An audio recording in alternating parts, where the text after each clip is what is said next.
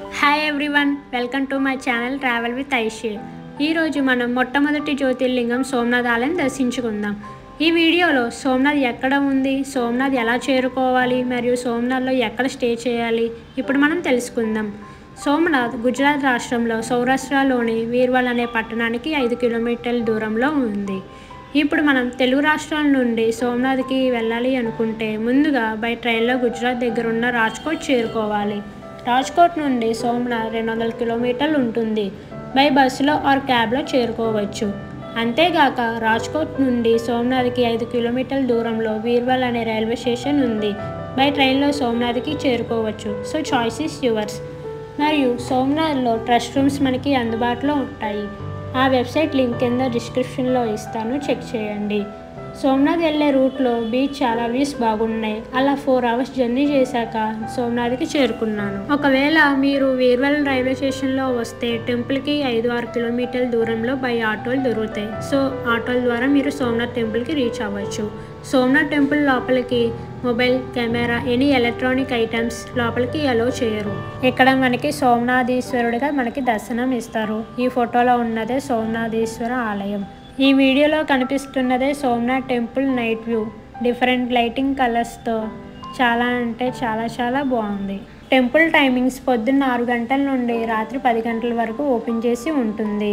మరియు పొద్దున్న 7 గంటలు, మధ్యాహ్నం 12 గంటలు, రాత్రి 7 గంటలు ఈ సమయాన మనకి హారతి లభిస్తుంది.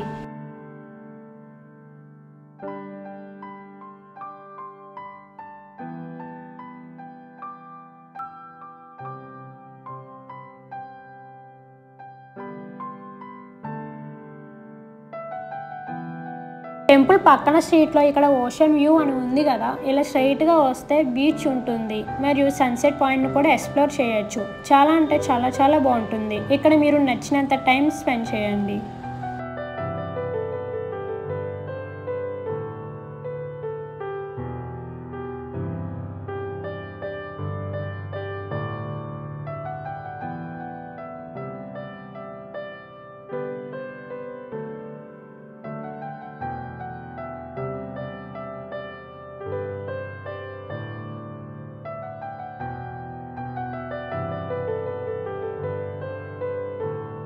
ఇప్పుడు మనం సోమనాథ్కి 4 కిలోమీటర్ల దూరంలో ఉన్న బాల్కీ తీర్థంకి వెళ్దాం. ఇక్కడ ఈ ప్రదేశంలో శ్రీకృష్ణుడు చెట్టు కింద విశ్రాంతి తీసుకుంటున్నప్పుడు విషం పూసిన బాణం తన కాలి బొటన వేలుకు తగిలింది.